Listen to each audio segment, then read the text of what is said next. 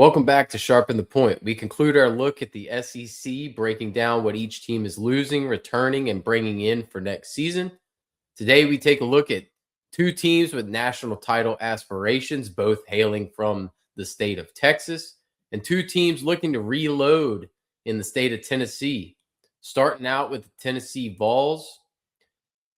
Ooh, buddy. Joey Aguilar is now gone. I thought he did a great job, actually, replacing Nico Iamaleava.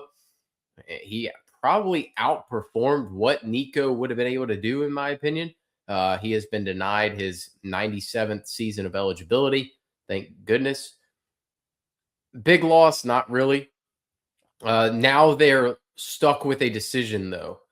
Is George McIntyre the answer with Jake Merklinger going to UConn?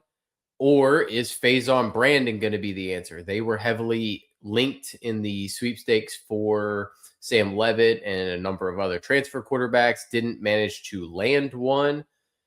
So now they're going to end up having I would call it a building year with either McIntyre or Brandon. Faison Brandon being the much bigger name of the two, but McIntyre having a year under his belt in the system.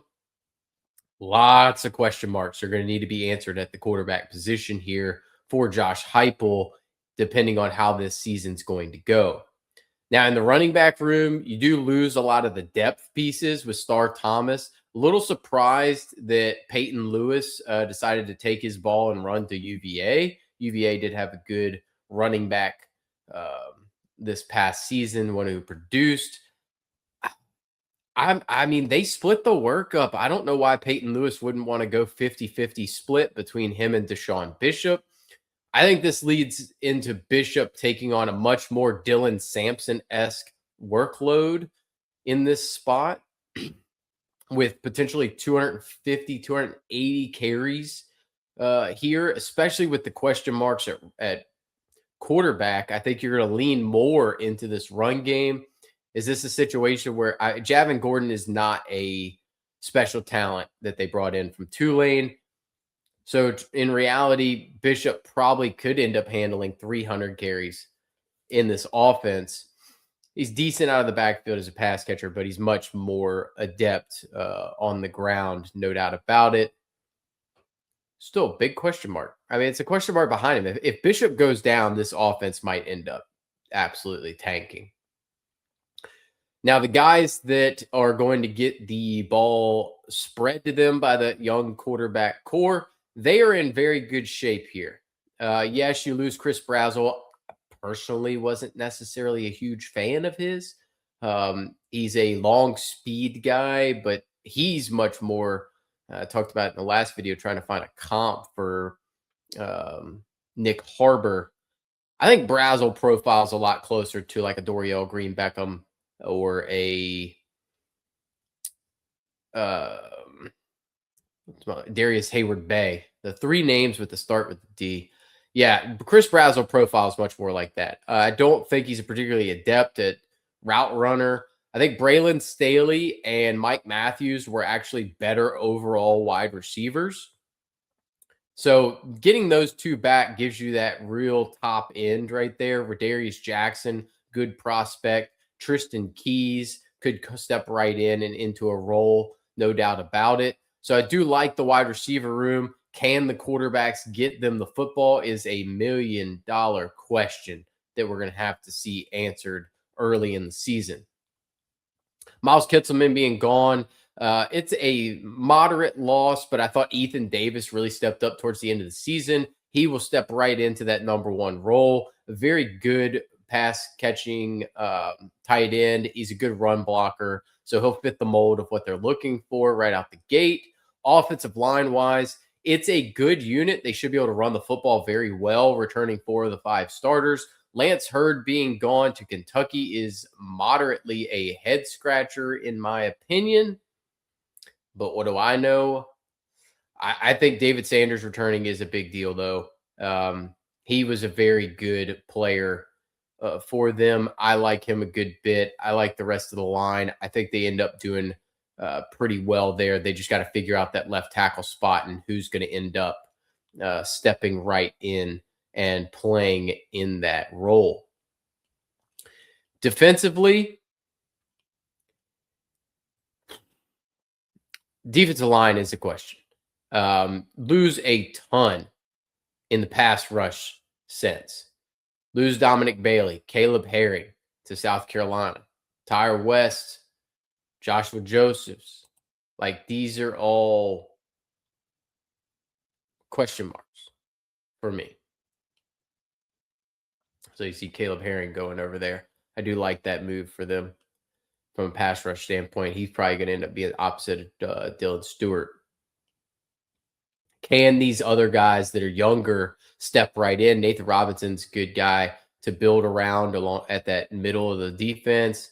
Devon Hobbs, pretty good option. Tyree Weathersby, solid option. Chaz Coleman coming in could really help them coming off the edge.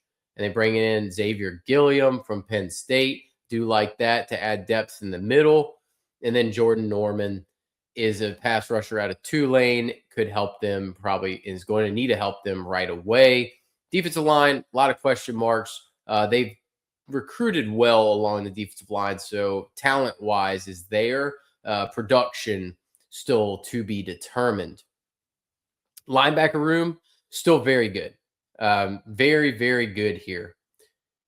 Arian Carter, Jeremiah Thielander, Edwin Spillman will reprise their roles. The edge pass rusher is somewhat of a question mark. Maury Campbell, also coming from Penn State, is going to help them out a ton. So they did a good job restocking out of the portal, mainly out of the Penn State ranks. Those guys are talented players, mainly because Iowa State ended up basically becoming Penn State. So Penn State guys needed to find somewhere to go. They managed to move a good, some talent over here to Tennessee Volunteer territory. In the secondary, Colton Hood is a big loss. That's going to hurt. But Ty Redmond coming back gives you that number one corner.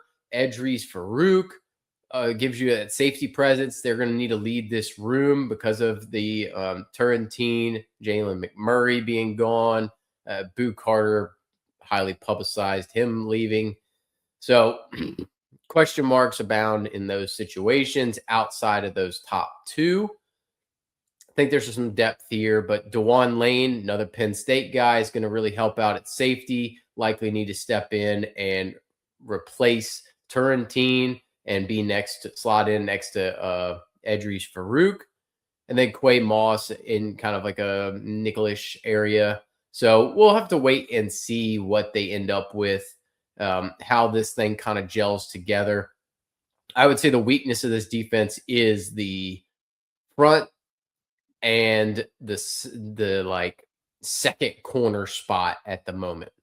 So there is going to be some opportunity for them to get a little bit picked on early on the ground and through the air.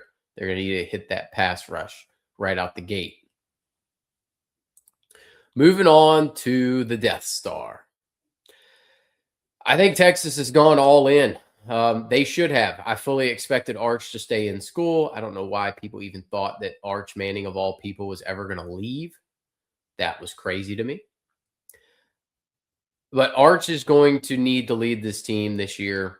And I thought he started slow a year ago. Admittedly, he had a tough run in that opening Ohio State game. Started out, did not really put it all together. But by the end of the season, he was operating on all cylinders. So I expect him to pick up where he left off. The offense around him is heavily improved, in my opinion. So I would expect Arch to be a very much so a Heisman contender this season. Dia Bell is going to be a guy to keep an eye on. He is Rajah Bell, the former NBA player. That's his son. Very, very good recruit. He probably ends up being the guy to take over for Arch when Arch decides he is leaving the program. MJ Morris, I just want to touch on him. Normally, I wouldn't touch on a quarterback transferring from Coastal Carolina that's going to likely operate. I'd say he's probably going to end up being the backup. I had a lot of hope for MJ Morris. I thought he would succeed Billy Edwards at Maryland. and that just didn't work out. I was an MJ Morris guy. Mike Locksley decided to get rid of him. So they're just kind of giving him a little bag to be insurance because you don't want to have to turn to Dia Bell in year one here. The running back room is interesting. So obviously they signed the Florida, University of Florida running back coach, Jabbar Jalouk, I believe it was. Quintravion Wisner was not a difference maker for me. So his loss does not matter to me. I don't think he was great. I don't think Christian Clark was very good. So him going to South Carolina, whatever. That's irrelevant to me. Wisner to Florida State is whatever. Doesn't matter to me. I still think CJ Baxter is a very good player in there. How he comes back off of the knee issue, he didn't play a ton because he was coming off of a very serious knee injury. So, yes, I would have liked to have seen him stick it out for one more year. But hey, he goes to Kentucky to be the lead man. He'll get a bounce back season this year, and then we'll see kind of what happens. They did, however, do a very nice job of bringing in portal guys to be their 1-2 punch. Raleek Brown is I would call him more of a scat back than a 250 carry guy because he's smaller in stature and a lot of long speed. Started his career at USC, had a good year at Arizona State, taking over for Scadaboo. So, he's very adept out of the backfield, which is really going to help. And I think that's what you can see they went for is these pass catching backs to be able to give Arch these check down options because they stole Hollywood Smothers from Alabama. And by all accounts, everything that I had heard, they tried very hard to get Jaden Baugh. And if you would have added Jaden Baugh to this thing with everything else they added, that's insane. This offense should be rivaling 2019 LSU if they had added Jaden Baugh. I do not think Hollywood Smother is a very good per carry guy. But I think he's a very good at getting you 4 to 6 yards, and he's very good at catching the ball out of the backfield. He does everything fine. He's going to get you what's there. He's just not a difference maker. Raleek Brown, much more of a difference maker, explosive athlete.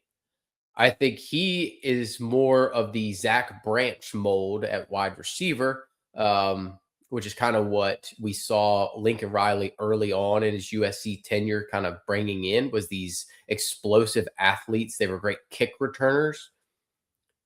They weren't necessarily great at other things. So I think Raleek Brown is a very good complementary piece in this offense. Hollywood Smothers, very good complementary piece, very safe piece.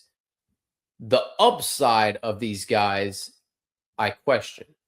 And it's not that we're splitting hairs here.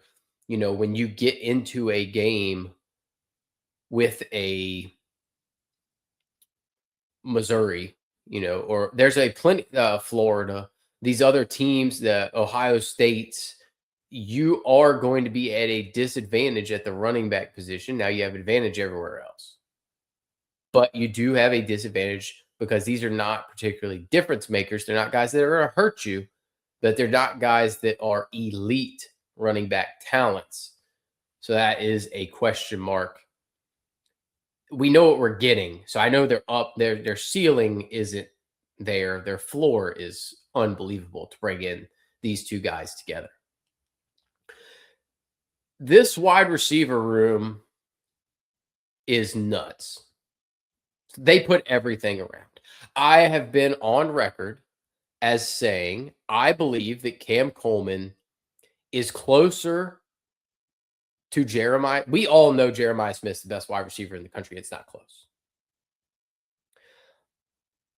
But I will tell you, I am of the belief that Cam Coleman is closer to Jeremiah Smith than Cam Coleman is to the rest of the field. Cam Coleman is insanely good and has yet to have played with anybody with a pulse at this point. I hoped that Jackson Arnold would be that guy. He just wasn't. Cam Coleman's nuts. Okay. Jordan Tyson, like we think he's, top towards the board. I'd be shocked if Cam Coleman isn't a top 10 pick in the NFL draft. We know that Jeremiah Smith will eventually be a top 5 pick. I wouldn't be shocked if Cam Coleman goes not far behind him. Cam Coleman's that good. He's that much of a difference maker.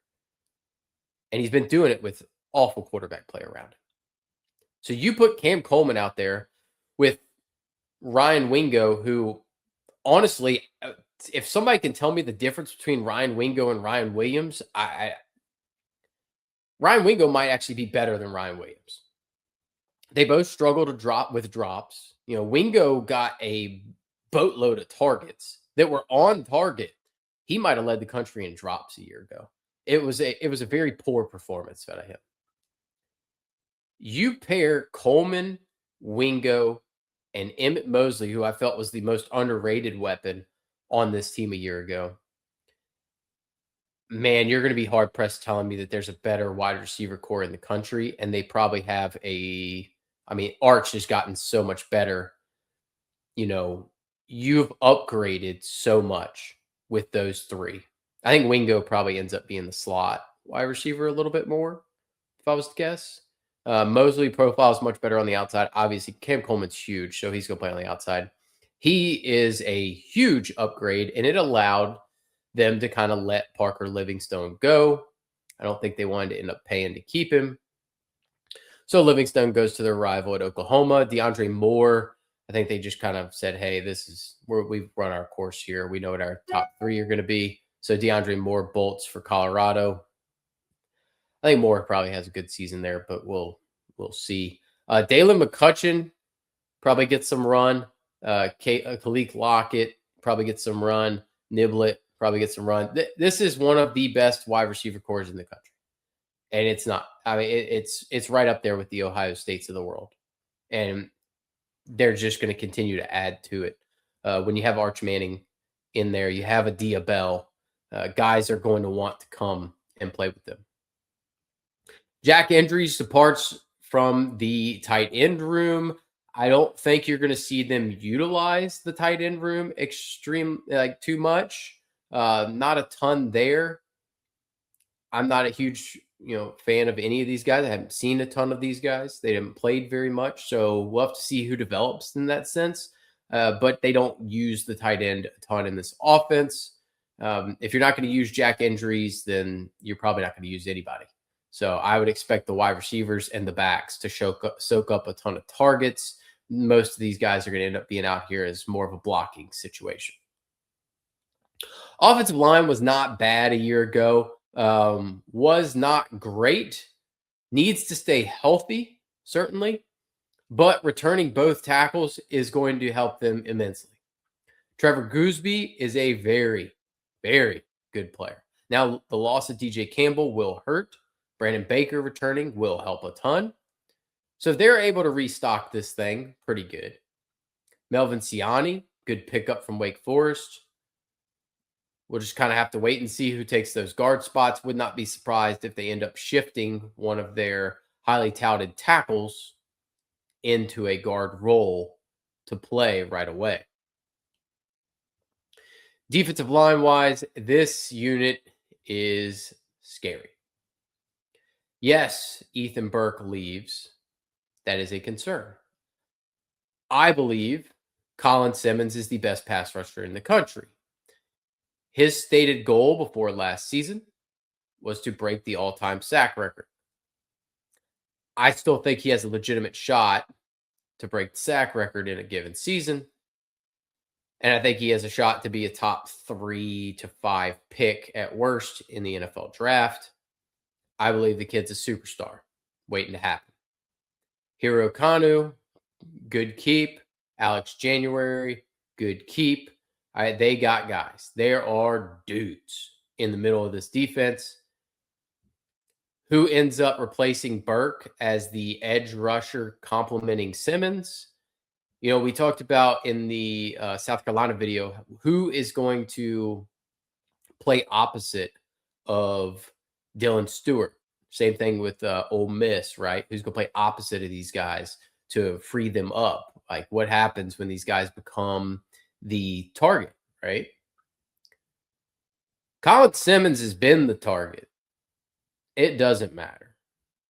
Colin Simmons is getting double-digit sacks. So, and then you can plug in a guy like a Richard Wesley, and he'd probably play day one a good bit. Linebacking core, that's where our questions come in. I love that D line, but I got questions at the linebacker. Anthony Hill Jr., gone. Trey Moore, gone. Leonard LaFau, gone. I think Rasheem Biles from Pitt probably steps right into a starting role, no doubt about it. Ty Anthony Smith probably just increases what he was already doing because LaFau went to Colorado. That was writing on the wall for Ty Anthony Smith, kind of taking that Will spot. Does Brad Spence kind of step in? Tyler Atkinson, the 5-star linebacker recruit. There's some questions here, no doubt about it. I can guarantee you it's not going to be Brady Sarkisian, though. Nepotism does not end up in such things. No offense, because Dabo Sweeney did this before, where his kid was the holder. So I would say the second level presents the most amount of questions for me with the losses that they've incurred. I do feel good about Biles. I do feel good about Ty Anthony Smith. Curious about the third spot. The third spot is a question for me. Defensive back wise, yes, Michael Taff is finally gone. That will hurt from a leadership standpoint since he'd been around so long. Malik Muhammad being gone cost you kind of the top cornerback. Jalen Gilbo being gone, not helpful either. They did a good job, though. I like the pickup of Bo Masco from Rutgers at corner. He played better than people think out there, given that Rutgers defense was absolute doo-doo around him. Grayson Littleton, very good corner. He's going to continue to get better. Jelani McDonald will reprise that role. Kobe Black. They still have plenty on this back, and it was young. A lot of the depth was very young and is only going to continue to get better. So I have no concerns with the defensive backfield. I like 2/3 of the linebacking room, and I feel pretty good about this defensive line. So this should continue under the guidance of Will Muschamp, who many will remember from his time at Texas previously, his time at Florida, South Carolina. He's coming back. I would expect this offense to put up just a ton of points. And I would expect this defense to get after the passer and be able to kind of shut teams down there. Moving to their in-state rival, the Texas A&M Aggies, coming off of a good season where they fell to Miami in a wind game, we'll say. It was a heavy wind game. Marcel Reed returns as quarterback. I'm not the biggest fan. I did buy some stuff of his and then sell it off immediately because I don't really want to be in the Marcel Reed business personally. I think their schedule is kind of difficult. We'll end up probably doing a schedule thing later on. But Marcel Reed is going to be a solid quarterback. I just don't think he's a spectacular quarterback. I think he makes too many mistakes. You kind of saw it in the Miami game. Like, what are you doing at the end of the Miami game? You're not targeting your best players here, you know? So I worry about Reed long term. I don't think he's particularly good. Miles O'Neill departs. There's question marks behind him. I guess you have Brady Hart and Kasuga. There's questions. I think Marcel Reed's got 2 more years. He's not. If he comes out early, it's dumb. So he'll probably be there for the next 2 years. Can he develop? Maybe. His decision-making needs some work, though. He needs to get better. His physical ability's there.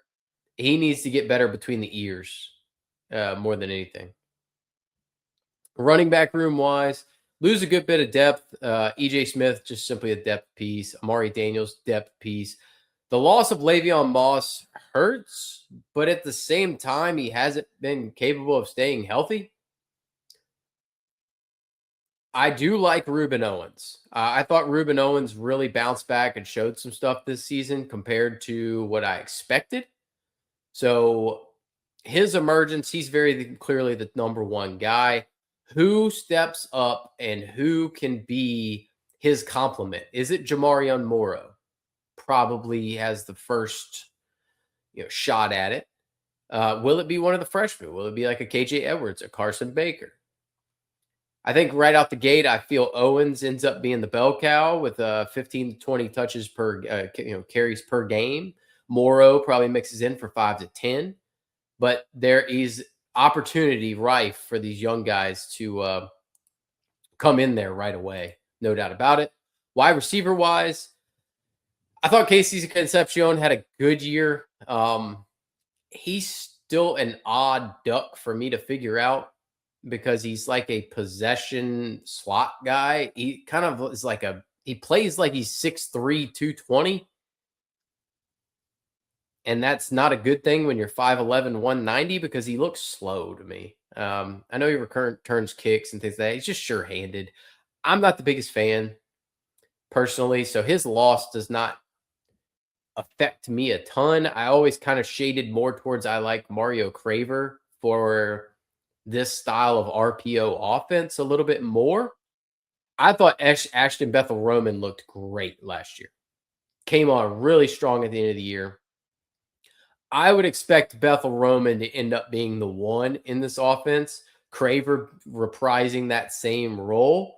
And then they kind of passed up Terry Bussey by going to get Isaiah Horton, which was a very odd move for him to leave Alabama because I felt like he was going to end up being at worst the 2 there, probably the 1 because I don't think Ryan Williams is any good. But Horton's going to slide right into that Concepcion spot. I think he's going to slide into the starting role left by Concepcion. Bethel Roman's going to slide into the starting number 1 outside receiver spot with Craver being the slot option, we'll say.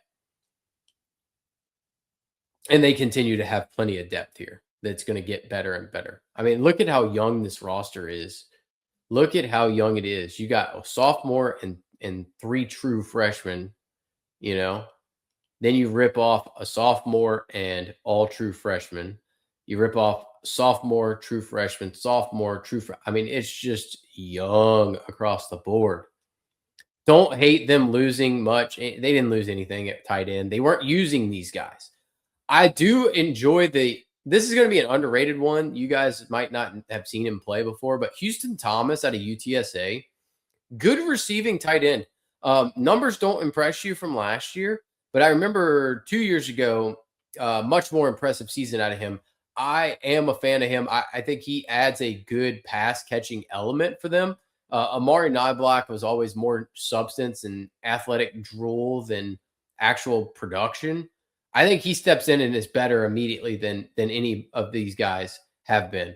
I do like Houston Thomas personally. Big fan of him, actually. The line is a question. I don't like replacing all this. Trey Zune, one of the better linemen in the country. DeSantis, gone. Reed Adams, gone. Reed Adams, good player. I like Reed Adams. And then Demetrius Crownover, gone as well. So at least you get to build around the center in Naboo. The beautiful thing for them is they recruit well. So there is options here. They do bring in Tyree Adams, who played a good bit at LSU, although not well. They bring in Cohen Eccles. He's going to start right away. Wilkin Formby should start right away. So they did bring in plug-and-play options. I was surprised that they were able to get Formby. I don't know what's going on. Alabama ain't spending money. I think those guys are getting fed up and they kind of see the writing on the wall here. I don't know. They might be saving some money for a buyout potentially. Just a little nugget there. But yeah, Cone Eccles and Tyree Adams, they did not play particularly well for LSU a year ago. Maybe they get better, but I would be worried trotting out 40% of the LSU offensive line from a year ago because good gravy, they were getting run through. Defensively for the Aggies, Cassius Howe obviously is the number one loss. He was an unstoppable force for this defense. Losing Albert Regis, Onyedem, Dayon Hayes, all big problems there. That's a lot to replace. They do recruit well, and once again, very young, very young. So upside aplenty. TJ Searcy, good player. He will be very good off the edge there. DJ Hicks, important guy to have coming back, certainly. Very good defensive tackle in the middle. And then you're going to start having to look to either A, youth growing. Marco Jones probably gets some shots here. But Anto Saka, very good pickup out of Northwestern. CJ Mims, good pickup from North Carolina. Angelo McCollum, good pickup in the middle. Ryan Henderson, I did like Ryan Henderson. Played very, very well for San Diego State a year ago. So he's going to be a difference maker. So the combination of Henderson, Saka, and Searcy on the edge with Marco Jones, it gives you a great top four. I don't really too much worry about what the production's going to be. You are going to have to take, it's kind of the Moneyball approach, right? Where you're not replacing Jason Giambi's stats with one guy. So you're not going to replace Cassius Howe with one guy. But the combination of Searcy, Jones, Saka, and Henderson can replace Howe. And then in the middle, it's pretty nice with Hicks, Mims, and McCollum. That is a great trio plus your youth coming along. Linebacker-wise, Torian York's going to be hard to replace, a leader amongst men here. But Damian Sanford does return. That will help. The transfer of Ray Coney, that's going to help. He's played a ton of snaps. So he doesn't necessarily have this monster ceiling, but he gives you a great floor. And then Scooby Williams being gone does not help either. Some question marks as to what the leadership's going to be in this second level. Do think Coney and Sanford is a solid building block, but somebody else is going to have to step in and step up if they're going to be able to continue things there. Now, on the back end, I think they're poised to be just perfectly fine. They're going to be very good on the back. Will Lee does hurt losing that corner spot. Tyreek Chappell doesn't feel great that he's gone. But you do manage to bring in Taufik Bayard and Ricky Gibson out of Colorado and Tennessee, respectively. They're going to add some high-end depth. Brandon Arrington, a very good commit for them. Maybe plays some early, but I don't think he ends up needing to. Because Des Ricks, Marcus Ratcliffe, Dalton Brooks, and Bryce Anderson are a very good core to build around. So I think realistically, you're going to see Gibson and Ricks man the corner spots, Ratcliffe, Brooks, and probably Bayard at the safety spots. They're going to rotate some guys in and out. This is a good secondary. It's going to continue to be very good. The one concern is one linebacker spot on this defense and who ends up, how do they end up replacing the House stuff? I think they're very talented along the line of scrimmage. So you got to feel pretty good there for Lyle Hemphill's defense and how it can perform a season after how it performed so well. I think Texas A&M is right back in the mix once again in the spot. Last but maybe least in the SEC is Vanderbilt, coming off of a monster season, set new records for the school, mainly behind Heisman candidate Diego Pavia, who cannot get a 75th year of eligibility. The NCAA finally said, Diego, go get a job that's not playing football in our conference. I think you're going to see Jared Curtis start as a true freshman right away. That's got to be part of the deal. Curtis was committed to Georgia for a long time, flipped his commitment to Vanderbilt. Didn't hurt that Vanderbilt had a great season built around Pavia. I think Curtis starts day one here and goes on a long run. They paid a good bit of money to get him. They're starting to put some money behind this program. So it'll be fun to watch Jared Curtis try to take over. I would expect some speed bumps out the gate. Do not be shocked if he has some speed bumps. And I think they're going to end up trying to run the football because they returned both Cedric Alexander and McKylan Young. Alexander kind of hasn't really become the workhorse that I'd hoped he would be when I touted him for week 0 DFS 2 years ago as a freshman. But he's a solid player. Young, the much more explosive of the two. Maybe he ends up taking on more workload, but I do like this pairing. It's a very poor man's version of a lot of the other SEC teams where you have like this dual threat running back. They just don't have like this 1A workhorse. They're going to need to get these guys a lot more carries this season. The loss of Trey Richardson is a head scratcher to Louisville. I think he's thinking he's going to end up going there and being the number one, like Colin Lacey kind of was. I would have tried to reprise that because they had that thing rolling between Junior Sherrill and Trey Richardson on the outside, just kind of water bugging it. But they do bring in Ja'Cory Thomas from Old Dominion. I think he's fine. I would not expect great things out of him. Cole Adams is mid at best. He's a depth piece. I've got concerns outside of Junior Sherrill as to what they have on the outside. Combine that with the passer concerns, there's going to be a step back, and it was always to be expected. So this is a building year for these guys. Eli Stowers now gone. That was a Pavia favorite. I'm not too concerned about Stowers being gone because he ended up being kind of a part-time role player to an extent. I mean, he did not play every down for this offense. And I really think the projectability of Cole Spence, I think he's pretty good. Underrated good. Long run, I think Spence takes all the snaps here. And Javante Connor from East Carolina ends up backing him up. I think Spence has a really good year, actually. I think 40 catches for 500-600 yards and 4 to 5 touchdowns is probably is a good year for a college tight end. Let's be honest. I mean, we're not talking NFL numbers here.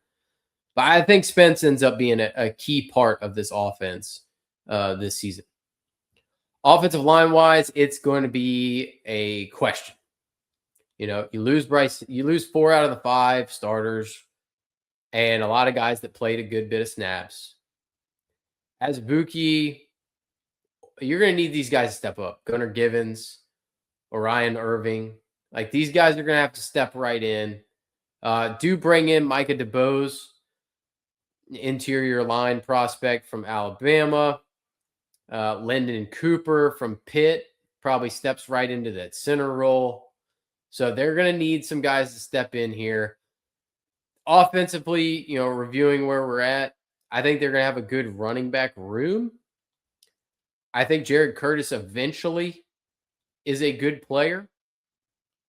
I think Junior Sherrill is your top pass catching option with Ja'Cory Thomas also starting. I think Cole Spence ends up having a decent year. I worry about the offensive line. I worry about the impact that the wide receivers have. I worry about how good the running backs can be because of the offensive line questions. I worry about a freshman quarterback starting behind a less than stellar offensive line. So there's, I think big steps back for this offense overall. But they're building. It's a building year. You can't expect Vanderbilt to be a star-studded program, overnight. Defensively, along the defensive line, they lose a lot, right? Sid Noor, Miles Capers, Joshua Singh. They really only bring back one impact player in Nick Rinaldi. That is a big keep, though. Important to keep there. They did lose a lot along the pass rush. They're going to need the transfers to come right in. Some of these younger guys step up. Talon Carter was a good get out of Jack State. Brian Allen, decent pickup out of Iowa. So they're going to need some of these guys to step in right away. They did a nice job replacing what they had. Arguably, they have more talent, but the productivity is what we're going to need to wait and see on. The linebacker room's in great shape. That is the number one spot you got to feel comfortable with, is that they should be in good shape at the second level. The room played okay. This defense was okay. It should tackle well. They're coached up well. Second level's in good shape. First level, along the line, they're going to need some transfers to step up for sure, along with Rinaldi. Along the secondary, Marlon Sewell being gone, Colby Taylor being gone, Fontenette gone to Colorado because gosh knows why. But CJ Hurd coming back is really going to help them. Martell Height being back, very much so going to help them. Jordan Matthews being back, going to help them. I got some confidence in this second level, or on the back end here. Ricardo Jones, I like that pickup a good bit. Really like that pickup. So you start pairing some of this stuff together, you got to feel pretty good about this secondary overall, in my opinion. I feel good about I think they're going to be pretty good against the pass. How these guys translate against the run, it's going to be a question, but I don't think they're really losing much on the back end by comparison to what they gained. It's just a question of how good are they in the pass rush and against the run. They could have upgraded it in the pass rush, we'll have to wait and see. But I think overall expectations need to be tempered. There is no Pavia carrying this roster. You cannot put that same pressure and that same expectation on a Jared Curtis, albeit he will and can be long-term a very good player. Just do not expect Vanderbilt to repeat last season right away.